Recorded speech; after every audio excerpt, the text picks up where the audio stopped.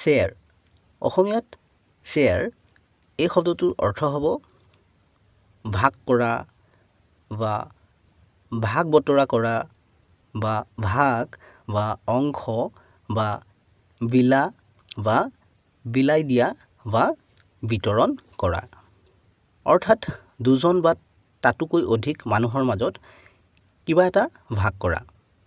লগতে ইয়াৰ অৰ্থ হ'ব পাৰে আন এজন ব্যক্তি বা আন মানুহৰ সৈতে একেলগে কিবা এটা কৰা বা ব্যৱহাৰ কৰা বা থকা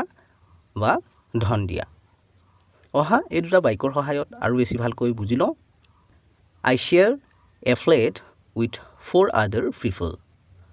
মই আন 4জন মানুহৰ লগত এটা ফ্লেট শ্বেয়াৰ কৰোঁ মানে মই আৰু আন 4জন মানুহৰ লগত একেলগে এটা ফ্লেটত থাকোঁ বা সেই ফ্লেটটো ব্যৱহাৰ কৰোঁ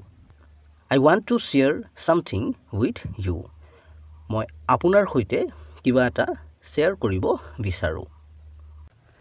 চেনেলটো ছাবস্ক্ৰাইব কৰি ল'বা কাৰণ এনে ধৰণৰ ভিডিঅ'বোৰ ইয়াতে পাই থাকিবা